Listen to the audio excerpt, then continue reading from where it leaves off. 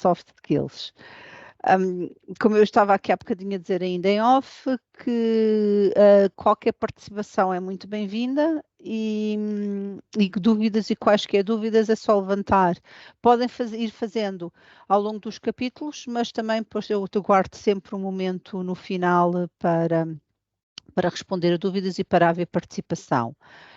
E, mais uma vez, também digo, isto é uma coisa que eu também digo em todos os webinars, eu não sou dona da verdade, eu venho falar da minha experiência e do que funciona comigo, mas se tiverem outras experiências diferentes, eu aceito que participem também, até peço que participem, porque eu não sou dona da verdade, tenho uma experiência, mas outras pessoas hão de ter experiências diferentes. Hoje vamos falar um bocadinho de como combater o stress, principalmente quem trabalha em consultoria. Às vezes temos períodos mais estressantes, mais complicados e não é fácil gerir stress. Eu acho que para mim o primeiro passo é saber identificar os sinais e os sintomas do stress. Porque a identificação de sinais é fundamental para conseguir adotar medidas preventivas e geri-lo eficazmente. E quando falamos de sintomas, falamos de uma quantidade simples de sintomas. Temos os sintomas físicos, como dores de cabeça frequentes, é uma coisa que acontece muito, tensão muscular, especialmente no pescoço, ombros e maxilar, problemas gastrointestinais, eu conheço que, como dores de estômago, diarreia ou obstipação, até dou como exemplo, há muitos anos atrás, quando eu ainda trabalhava em consultoria de STAP, tivemos um projeto numa farmacêutica. E assim que nós lá chegámos, a farmacêutica, que pronto, posso falar, era a Jaba, tinha uns protetores de estômagos e tinha o famoso Goronzan, que havia muita gente que tomava para outros efeitos, mas eles sabiam que nós íamos dormir muito pouco, então oferecermos uma caixinha que eles chamavam o kit consultor, que tinha o protetor de estômago e o Goronzan exatamente para nos preparar para o stress que nós tínhamos. Eles já tinham noção que os projetos deles eram sempre muito desafiantes em muito pouco tempo. E eu tive até uma fase, quando estávamos a construir o piloto, que chegava a sair de lá às 2 da manhã e entrar às 7. Daí o Goronzan, que ajudava a manter-nos acordados por ter muita cafeína. Mas isto é verdade que os problemas gastrointestinais e as dores de estômago, as úlceras, muitas vezes diarreias ou obstipações, são sintomas muito frequentes do stress que as pessoas muitas vezes não reconhecem logo e até acham que são derivados a outro tipo de coisas. Comeram alguma coisa que lhes fez mal, por aí afim.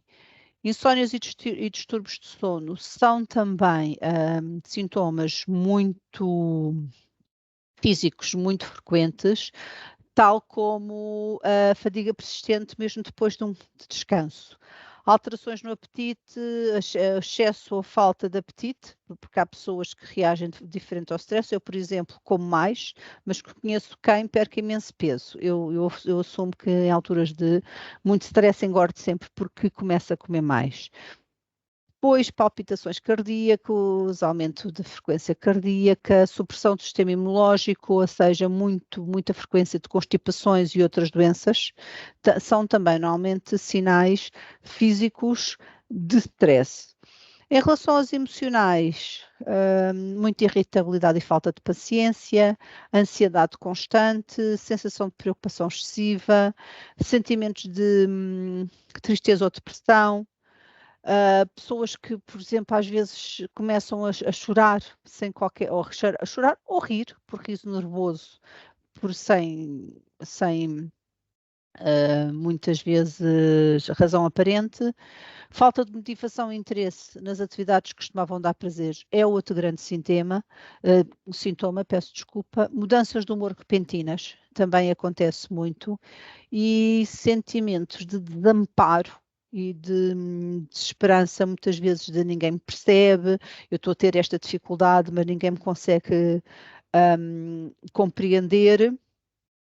Em relação aos cognitivos, normalmente é a dificuldade em concentração ou foco, problemas de memória, começamos a esquecer tarefas e compromissos importantes porque estamos tão cansados e estamos tão em baixo que a nossa memória, que eles muitas vezes estão interligados, começamos a ter problemas físicos ou emocionais e temos problemas de sono, e com o cansaço extremo começamos também a ter muita dificuldade em lembrar tudo. pensamentos acelerados ou mente agitada, como por exemplo, muitas vezes as pessoas muito estressadas não se conseguem estar quietas e mexem-se e batem muito o pé, ou batem com a caneta, há outro tipo de... e tendências para antecipar o pior cenário possível das situações, ou seja, quando as pessoas já estão muito em baixo, muito próximo do burnout, com muito stress, têm muita dificuldade em ver fim positivos, então começam, e isso leva muitas vezes a uma grande dificuldade de tomar decisões. O comportamental está muito ligado ao cognitivo, mas há pessoas, pronto, e depois também, eu estou a falar aqui de uma quantidade de sintomas e não estou a dizer que toda a gente sente todos estes sintomas, até seria um excesso. Não sei se alguém aguentaria ter todos estes sintomas, mas umas pessoas têm mais uns do que outros, como o aumento de consumo de substâncias como álcool, tabaco ou drogas. Eu normalmente eu sou ex-fumadora e lembro que em alturas de stress eu sobrevivia praticamente a cigarros e cafés.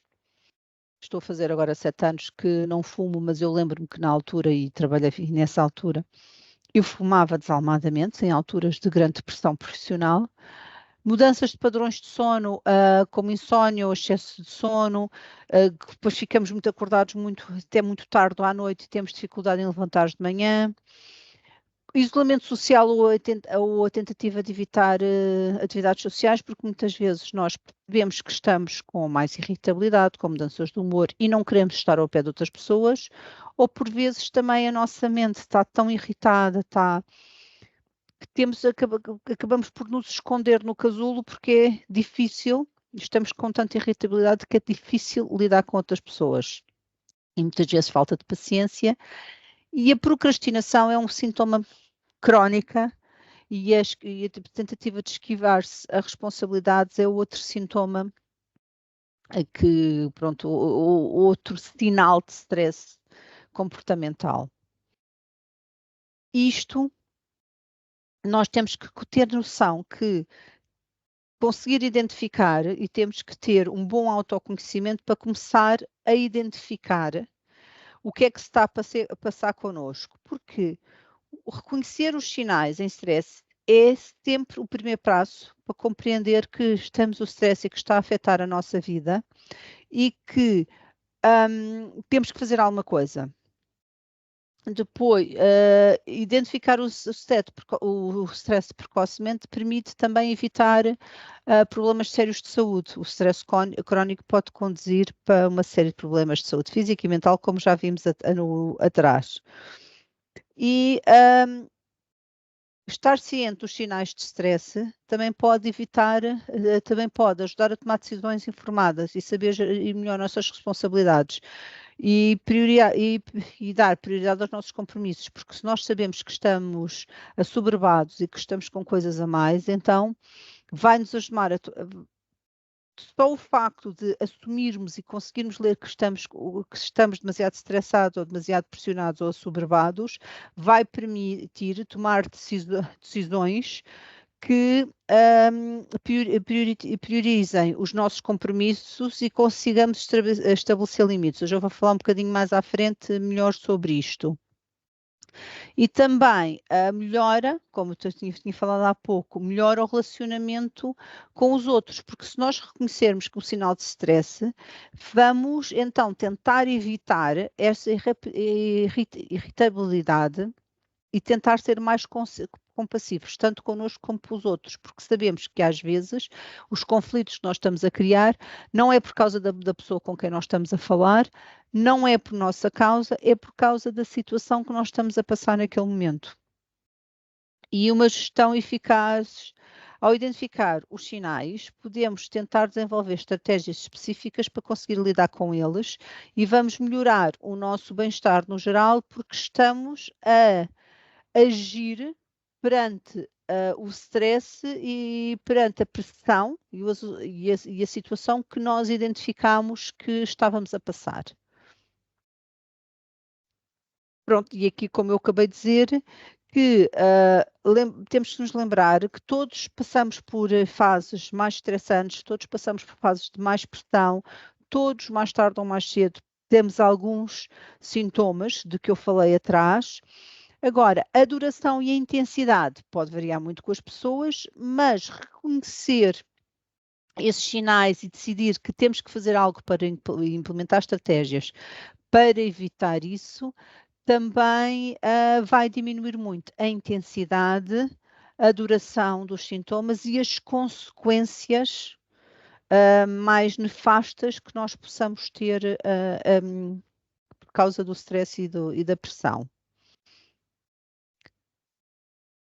Pronto, aqui vamos falar um bocadinho primeiro das coisas mais de trabalho, em termos de que, porque saber priorizar, saber estabelecer metas realistas é uma competência muito importante para evitar o stress e a sobrecarga. Por isso, nós temos que começar por avaliar a nossa lista de tarefas e as nossas metas. Temos que ter noção de todo o trabalho que nós temos em mãos e do que temos para fazer. E depois saber estabelecer, avaliar cada uma delas em termos de importância e urgência, porque é impossível trabalhar em tudo ao mesmo tempo. E por isso nós temos que saber olhar e perceber o que é mais importante e saber estabelecer prioridades. E depois também é preciso definir metas SMART. Este SMART que é específico, eu tenho aqui de onde vem o nome SMART, mas é exatamente, temos que ter metas específicas, mensuráveis, alcançáveis, relevantes e com prazo definido. Ou se nós não tivermos metas em que nós saibamos o que é que temos que fazer, qual é o tamanho delas, que sejam alcançáveis, porque se nós pusermos metas muito no futuro que não vamos conseguir alcançar ou demasiado grandes para nós alcançarmos, é um grande fator para nós aumentarmos o nosso stress e o nosso mal-estar, porque vamos estar sempre numa situação que não conseguimos fazer tudo o que nos propomos. Tem que ser relevante também, porque estarmos a fazer uma quantidade de tarefas que nós sabemos que não vão dar lado nenhum e que não vão, que também que não são relevantes para ninguém, também acaba por ser muito frustrante. E ter um prazo definido. Por exemplo, em vez de dizer quero terminar este projeto, talvez seja ser melhor ser específico e dizer quero terminar primeiro o primeiro passo, o segundo, e dividir em tarefas mais pequenas. Eu própria, eu sou gestora de projetos já há uns bons anos, e eu própria, quando estou a fazer um planeamento de projeto e me dão milestones daqui a 3 meses, e a dizer temos que entregar isto e temos um entregável daqui a 3 meses, eu digo tudo bem, mas eu não vou conseguir, até para o vosso bem e para o meu, nós não vamos conseguir perceber em que estado é que estamos na tarefa se temos uma tarefa de 3 meses. Daqui a 3 semanas ou 4 semanas eu pergunto qual é a percentagem que tu já fizeste. E vai ser muito difícil medir exatamente se estamos no bom caminho, porque tarefas com mais de 2 semanas para mim, claro que temos que ter tarefas maiores, mas vamos dividir em passos mais pequenos e normalmente eu digo, máximo 2, 3 semanas. Porquê? Porque aí nós conseguimos, se tínhamos uma tarefa para fazer nos primeiros 15 dias, fizemos, tudo bem, vamos para a seguinte e vamos passando os passos, ao fim de 2 meses eu sei que tinha 8 para fazer e que fiz as 8, ou então tinha 8 para fazer e só fiz 6. E percebo perfeitamente se consigo se estou no bom caminho ou não e se preciso de ajuda.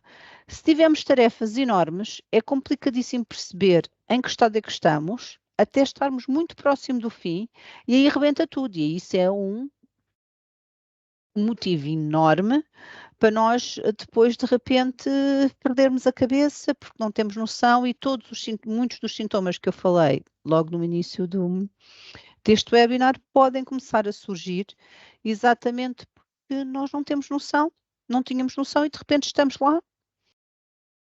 E de repente estamos lá, estamos perto do fim e afinal faltava muito mais tempo faltava muito mais a fazer e vamos ter uma sobrecarga brutal no fim e que pode ser até nem ser possível terminar. E, entretanto, outro ponto também é atribuir limites de tempo realistas exatamente a cada tarefa ou etapa. E isto ajuda muito a evitar a procrastinação e a manter o foco. Porque se nós estamos à partida a começar a fazer um projeto, uma tarefa, seja o que for, tanto na nossa vida pessoal como na nossa vida profissional, que nós já sabemos que é quase impossível ou que vai ser muito difícil nós acabarmos porque não lhe demos um limite de tempo realista, é meio caminho andado para começarmos a procrastinar, porque será que não vamos acabar?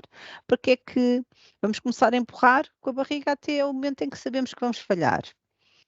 E olha, em relação ao ponto seguinte, eu já dei um webinar 100%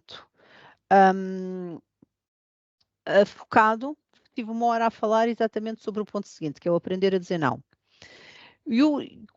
E mais uma vez, como eu disse da outra vez, aprender a dizer não não é só não porque eu não quero.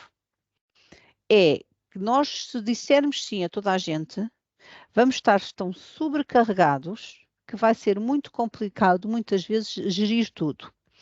Temos que estar preparados para recusar solicitações que não alinhem com as prioridades nossas, com as da empresa, com as da equipa, seja com o que for. E uma das coisas que não podemos dizer que não, temos que aprender a dizer que não, mas não podemos dizer sempre que não também. Isso também é muito importante. Mas temos que ter noção de que quando estamos a dizer sim a uma coisa, vamos estar a dizer não a outra, porque é impossível. O dia tem 24 horas e nós precisamos de dormir pelo menos 6. Há quem precise dormir mais, há quem precise, mas também temos que ter tempo para tudo o resto que não é trabalho. Ou mesmo na vida pessoal, temos que ter tempo para outras coisas. E temos que perceber sempre o custo-benefício, porque nós, quando estamos a dizer assim a uma coisa, estamos sempre a dizer não a outra. Temos é que decidir o que é que queremos dizer sim, decidir o que é que queremos dizer não e aprender a dizê-lo de forma assertiva e a recusar solicitações que não interessam porque sabemos que queremos dizer sim a outra coisa ou que já dissemos sim a outra coisa. Nós somos humanos e não conseguimos ir a todo lado. Depois, ser flexível. É porque também temos que estar abertos a ajustar as metas e as prioridades conforme necessário. Nós estamos num certo caminho, temos uma prioridade, seja pessoal, seja profissional, mas de repente aparece uma situação que não estava prevista, aparece algo que afinal precisamos ou queremos fazer e as circunstâncias mudam. E por isso temos que aprender a adaptarmos a ser flexíveis. Até há um ditado que diz que a vida acontece quando nós estamos muito ocupados a fazer planos.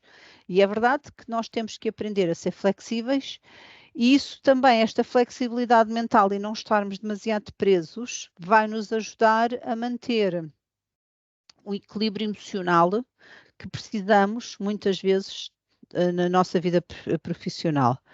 E depois é exatamente aquilo que eu estava a dizer, temos que ser flexíveis e temos que, mesmo que não apareça nada, de repente, temos que aprender a regularmente olhar para as nossas metas, para as nossas prioridades, para os nossos planos, para perceber que ainda estão alinhados, para fazer ajustes, porque às vezes, mesmo quando nós tentamos planear as coisas, principalmente profissionalmente, pode sempre acontecer que afinal há qualquer coisa que foi mais difícil, houve um erro, houve um engano, e temos que conseguir ajustar o tempo e as nossas prioridades para conseguirmos atingir os nossos objetivos.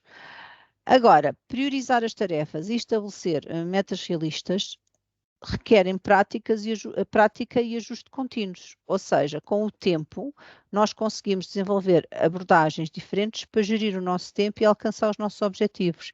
E isto vai sendo com a experiência.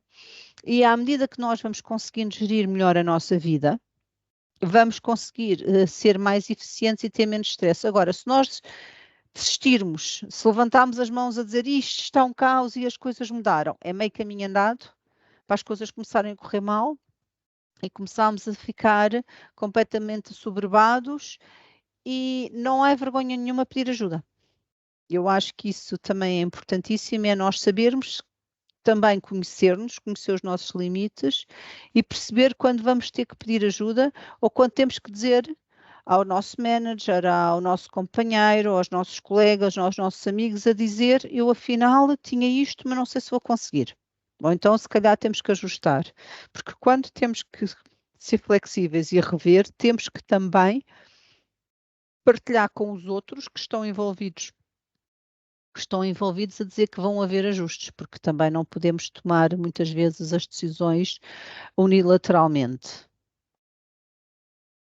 Isto é só um pequeno resumo do que eu acabei de dizer, que é possível desenvolver uma abordagem eficaz e para gerir o tempo e alcançar os objetivos e por isso ter uma vida com menos stress. Eu não estou a dizer que há fórmulas para ter vidas completamente calmas e pacíficas e sem stress, porque nós não vivemos numa bolha e existem sempre situações. Agora, o que eu estou aqui a tentar é partilhar formas de nós conseguirmos gerir gerir os nossos sentimentos, a nossa vida e a nossa organização de forma a poder lidar com as coisas que nos aparecem sem entrar numa situação de grande stress, de ficarmos muito assoberbados, de muito pressionados. Eu aqui juntei os dois pontos porque acho que estão muito ligados, que é exatamente criar rotinas e sistemas de organização e estabelecer limites saudáveis e encontrar um equilíbrio saudável entre o trabalho, a vida e o lazer. E isto é uma coisa que, e principalmente nos dias de hoje, que nós, a maior parte de nós trabalham em formato remoto ou híbrido. Somos muito poucos os que regressaram ao escritório a 100%. Mas as rotinas são uma coisa importantíssima para reduzir a ansiedade e proporcionar uma estrutura clara. Não é por acaso que tantas crianças como os animais, desde muito cedo, funcionam muito melhor com rotinas, porque ajuda a regular o nosso próprio organismo e a conseguir criar uma estrutura na nossa vida. Por exemplo, eu tenho uma rotina matinal. A rotina matinal, ou seja, logo amanhã, quando acordamos, vai dar o tom a todo o nosso dia. Claro que as rotinas podem ser muito diferentes. Há quem acorde e tenha que ir logo beber um café. A minha rotina, por exemplo, eu acordo, mesmo quando estou a trabalhar de casa, eu tenho uma rotina igual àquela que teria se fosse trabalhar. A única diferença é que, claro, quando vou para o escritório saio um bocadinho mais cedo, tenho que acordar mais cedo porque tenho sempre o trânsito, mas a única diferença, mesmo em arranjar-me e tudo, é calçar-me ou não me calçar, porque eu não uso sapatos em casa. De resto, eu levanto-me, tomo duche, visto-me, visto-me, claro que às vezes uma roupa um bocadinho mais informal porque estou em casa, mas visto-me e preparo-me para trabalhar, porque o nosso próprio mindset fica logo ali preparado para o trabalho.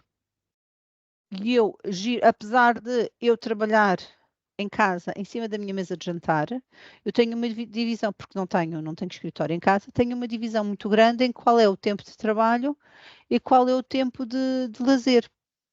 E não misturo.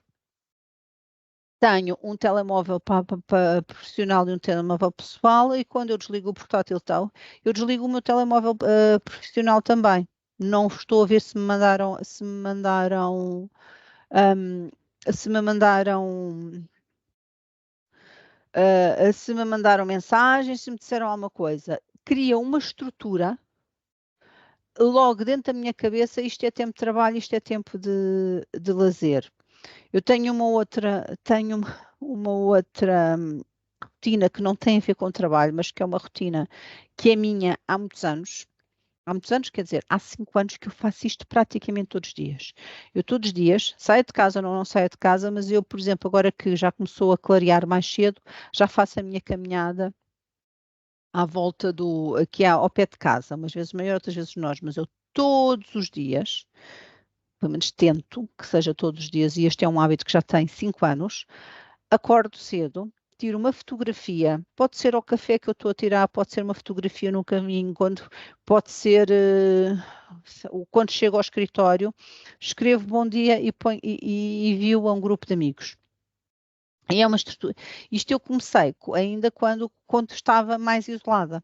Até foi pré-pandemia, mas eu nessa altura falava com pouca gente logo de manhã e comecei com isto. Mas isto é um mindset que me prepara para o dia, porque assim, já tirei fotografia, já escrevi um bom dia, já enviei às pessoas.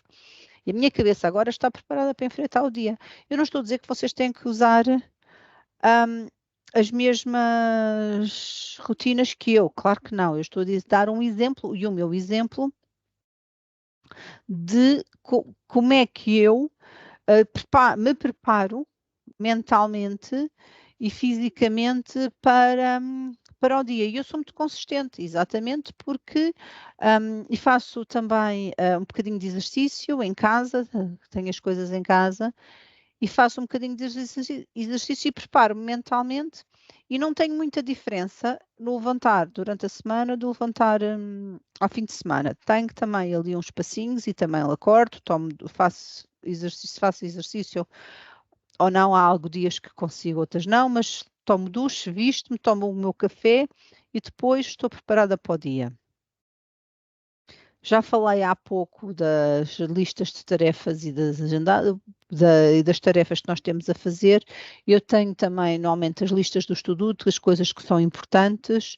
Tenho no frigorífico a minha lista de compras, mas eu sou uma pessoa muito organizada. Não estou a dizer que todos têm que ser. Eu estou a dizer é que estão organizados, porque pronto, às vezes é um bocadinho freaky até a minha organização, mas é preciso ter noção de que se temos muitas coisas para fazer, temos que ter sempre em mente quais são as coisas para fazer, que temos que fazer, que nos ajuda a ter a cabeça organizada. E pronto, e implementar, não vou falar, não me vou estender na organização e na gestão do tempo. Se vocês estiverem interessados, eu já dei um webinar sobre gestão de tempo e prioridades, que está no YouTube da Obey, e podem ir assistir, porque eu acho que também não vale a pena estar a falar demasiado em algo que eu já falei no passado. E depois estabelecer, criar um espaço de trabalho organizado. Eu, como vos disse, eu trabalho em cima da mesa de jantar, mas eu tenho um canto da mesa de jantar, ou que eu acabo por tentar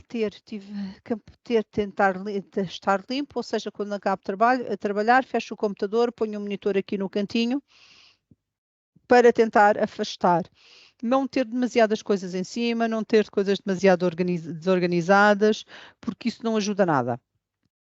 Não ajuda nada em termos até na nossa estrutura mensal, porque se tivermos demasiadas coisas aqui, até em termos visuais, estamos a criar ruído ao nosso trabalho e numa tentativa de manter a cabeça calma. E mesmo em casa, por exemplo, devíamos tentar implementar técnicas de gestão e de organização, mesmo que não seja só do trabalho, por exemplo, papéis importantes, tentar manter um arquivo, uma gaveta, uma caixa com os papéis importantes em casa. Eu, por exemplo, tenho um hábito que é a Obey dá-nos aqueles cadernos em que nós escrevemos e apagamos.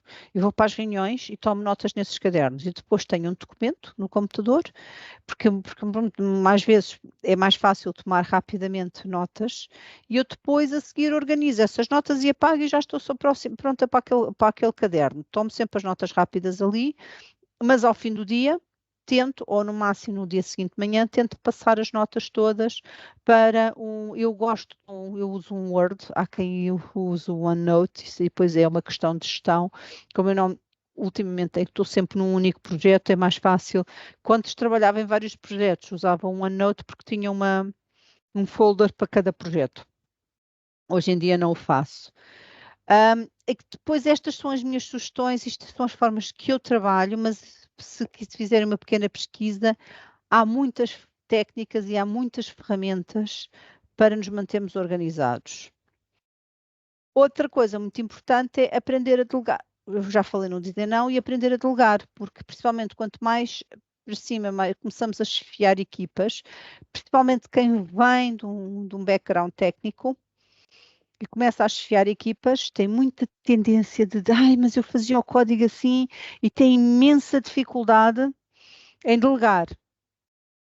Estão com outras responsabilidades e continuam a dar uma perninha lá abaixo porque ele escreveu o código de uma forma, está a fazer as coisas de forma diferente que eu faria. Nós temos que aprender, devemos perder mais tempo de início, mas nós temos que aprender que nem toda a gente faz as coisas da mesma maneira que nós fazemos, mas se chegarem ao resultado final como deve ser, não vale a pena estar ali a dizer, opá, faz como eu fazia.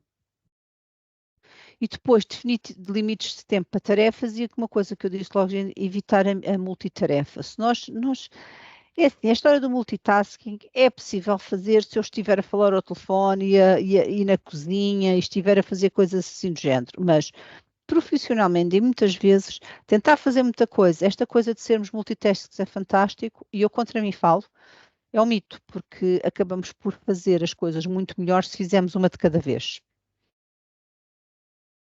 Quando eu falo de autocuidado, é ter tempo para tratarmos de nós. E tratarmos nós aí, nós somos todos diferentes. Há pessoas que precisam de exercício físico, há pessoas que precisam de atividades de relaxamento, há pessoas que precisam de ler um livro, há pessoas que precisam de dormir 10 horas, outras que precisam de dormir 6. Temos que ter noção do que é que o nosso corpo pede, do que é que a nossa mente pede e não abdicar das coisas que nos fazem bem e dão demasiado e nos dão prazer. Isso é importantíssimo.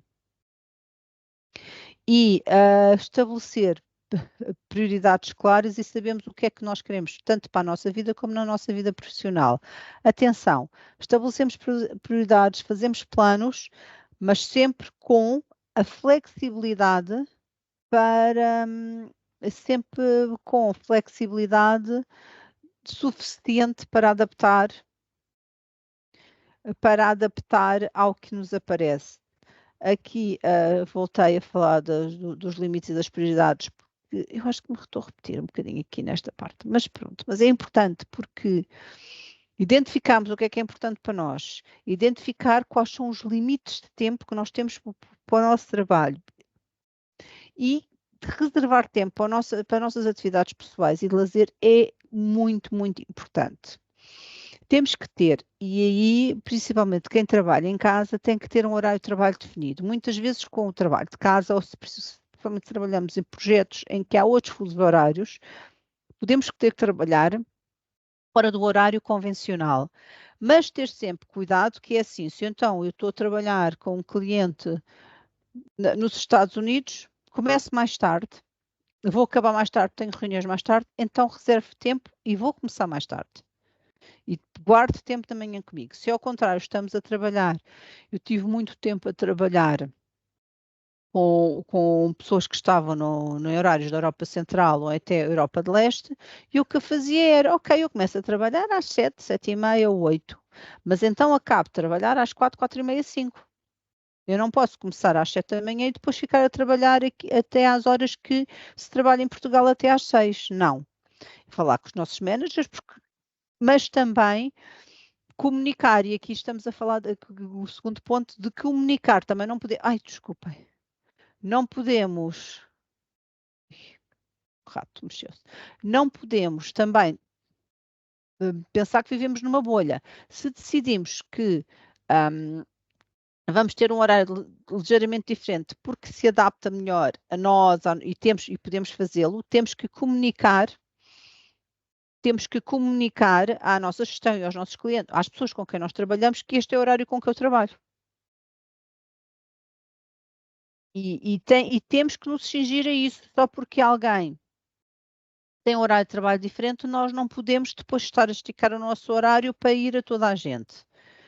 Claro que temos que ter flexibilidade, não é? Se houver uma reunião importante fora daquele horário que nós tínhamos estabelecido, então adaptamos nesse dia ou nessa semana. A parte da separação dos espaços físicos, é mais fácil dizer do que falar, porque como eu vos disse eu própria, não tenho escritório, trabalho na minha sala. Mas o que eu tenho por exemplo, eu tenho um armário onde tenho as coisas de escritório, ou seja, tenho um cantinho onde arrumo tudo depois.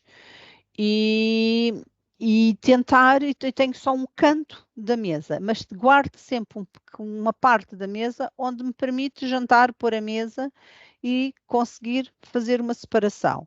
Ter um espaço físico real é maravilhoso, mas infelizmente nem todos conseguimos. E então, exatamente aquilo que eu dizia há pouco, temos que definir tempo de descanso e recuperação e um conselho que eu faço é fazermos planos concretos de atividades de lazer com a família, com amigos, seja com quem for, e comprometermos a segui-los. Ou seja, nós sabemos que, porque depois às vezes temos uma coisa para acabar e temos tendência para ficar. Isso pode incluir sair, jantar com amigos, fazer uma caminhada. Eu, por exemplo, às vezes estou muito concentrada e esqueço-me do tempo passar. Eu tenho lembretes a dizer, acabou a hora de... Porque quando eu comecei a trabalhar remotamente, eu às vezes dava por mim, eram 8, 9 da noite e ainda estava a trabalhar. Tenho lembretes. Agora, as novas versões do Office no Teams tem o Viva Insight, e eu digo qual é a hora que normalmente termino o trabalho, e ele meia hora antes manda-me uma coisa a dizer assim, é tempo de se começar a preparar para o fim do dia. Se ainda tem tarefas a fazer, e-mails a mandar, se não ponham um lembrete no telemóvel, o telemóvel também dá. Mas eu tenho, normalmente é no telemóvel um lembrete para ir almoçar. Mas, por exemplo, eu marco no Outlook o meu período de almoço e ponho como away, como fora, e marco a minha hora de almoço está marcada automaticamente até ao fim do ano. Claro que eu adapto, se houver uma reunião muito importante, eu adapto, mas as pessoas, quando vão ver o meu calendário e vão à procura de um horário, eu tenho aquilo bloqueado por defeito, porque já me aconteceu, que principalmente quando se trabalha com várias equipas e com várias coisas, começam à procura de buracos no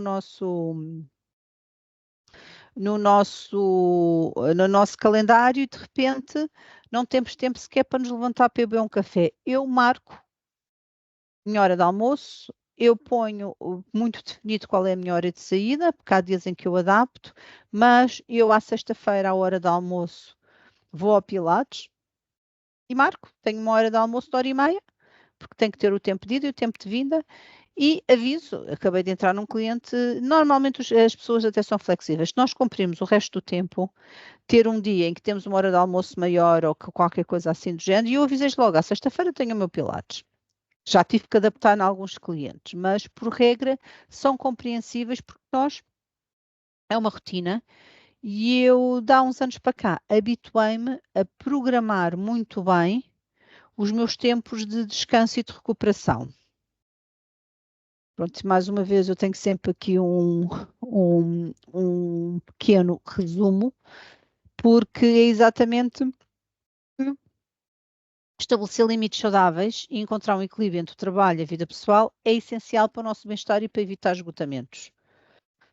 E temos que comunicar isso, nós temos que comunicar de que não é saudável estar por simplesmente sempre a dizer, mas eu preciso de ti, preciso mais isto, preciso mais aquilo, porque nós precisamos, nós não somos máquinas. E por fim, aqui eu estou mais especificamente nas estratégias para lidar com o stress. E quando eu digo aqui construir a resiliência emocional, falo de maneiras de cultivar uma mentalidade positiva.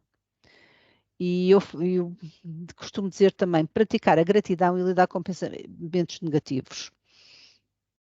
E eu acredito mesmo nisto, de que se nós só pensamos em coisas negativas, parece que tudo o que é negativo nos acontece. E eu já passei por alguns episódios menos fáceis, alguns sustos, mas o que eu digo sempre, e eu consigo fazer isso, é aprender com as coisas negativas, aprender com os erros, guardar as recordações positivas e tentar sempre focar no positivo. Eu, por exemplo, sou filha de dois sobreviventes de cancro. A minha mãe já tinha tido cancro e tinha tido um cancro muito complicado. 2 anos depois foi meu pai diagnosticado. E a atitude dele foi, olha, mais uma para enfrentarmos.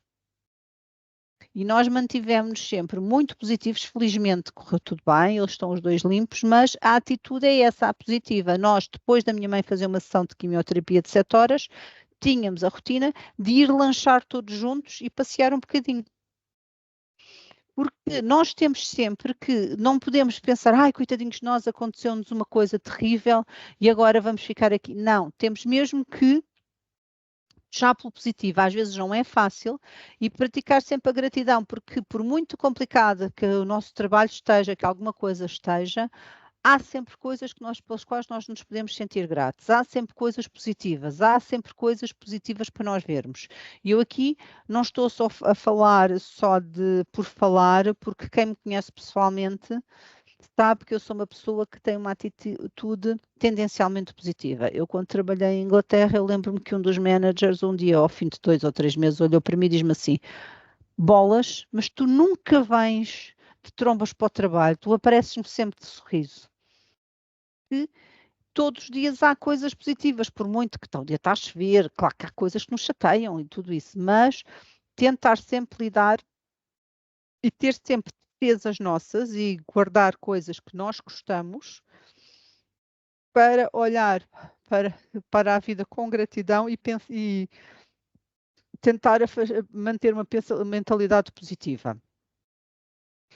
Claro que relacionei aqui ao outro ponto muito importante, é cultivar ligações significativas com amigos e familiares. Ter um sistema de apoio forte pode nos ajudar a lidar muito com o stress.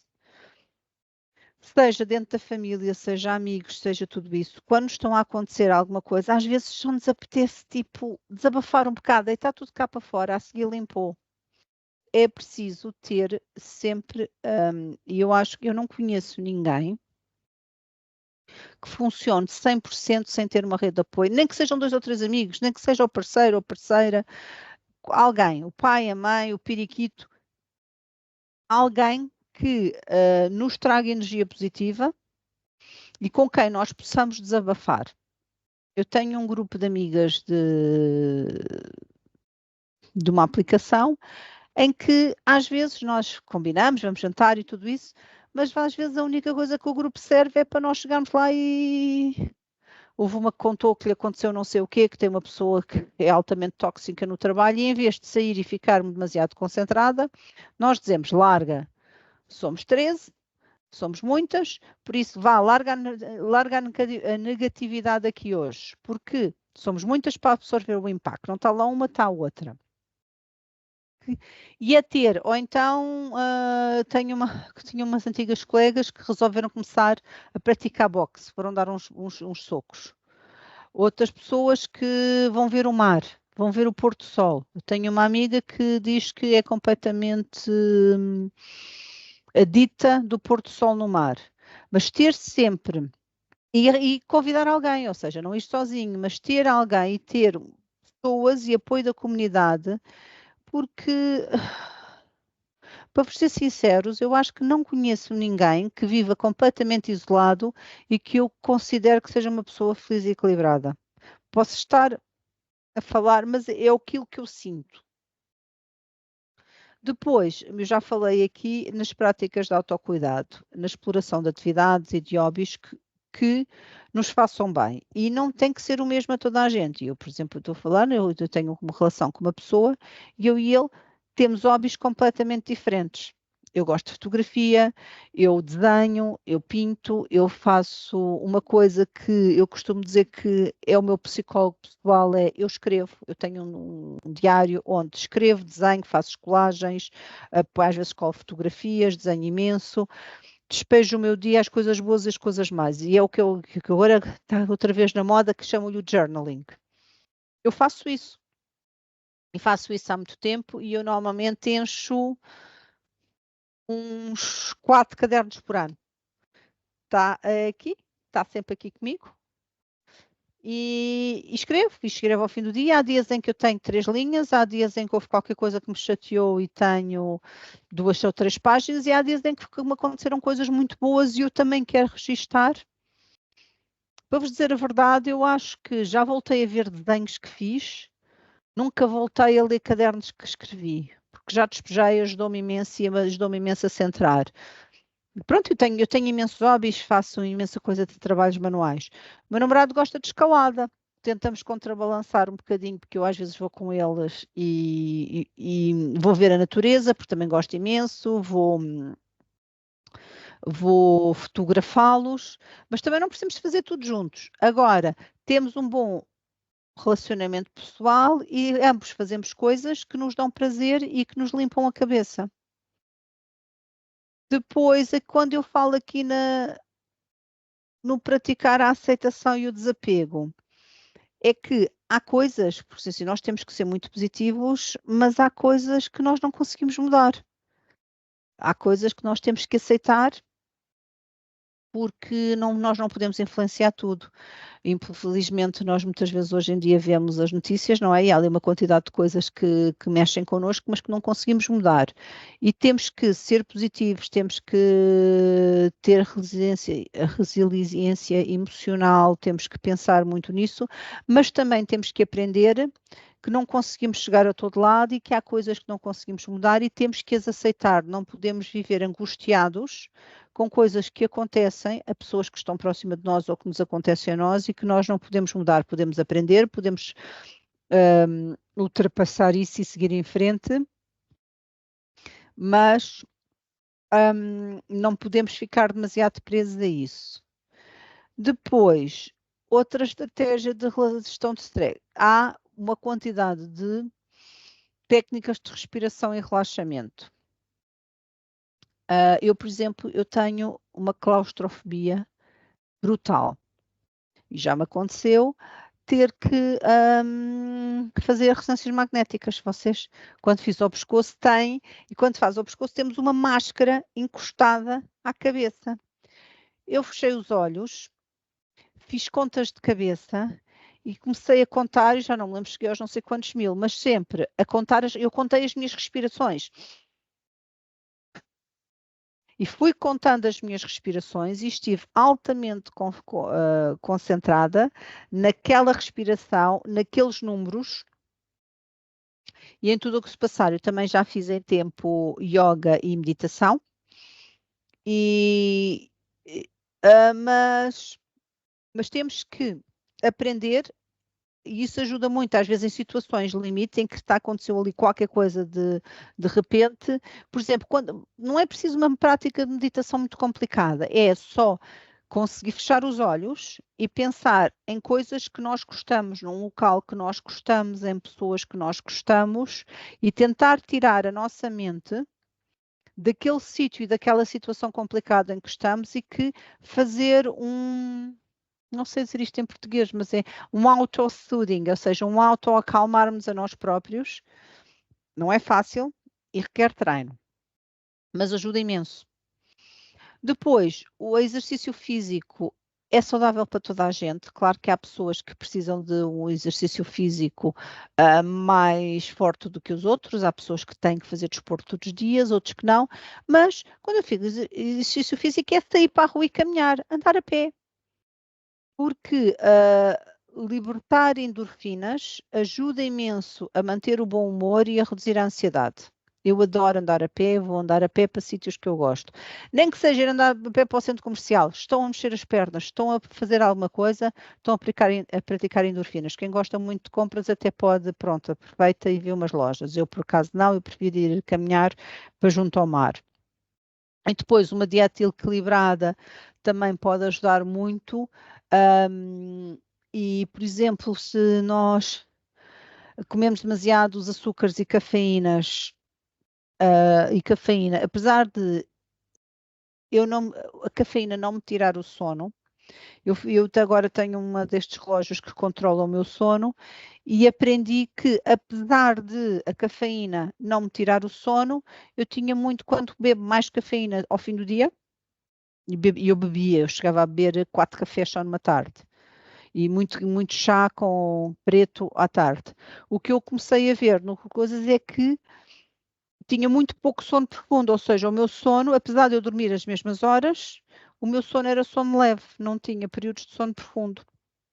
Outra coisa, e quando eu falo aqui, chegamos ao passo seguinte, que é uma boa higiene de sono. É dormir o suficiente. Nós não precisamos de dormir todos o mesmo.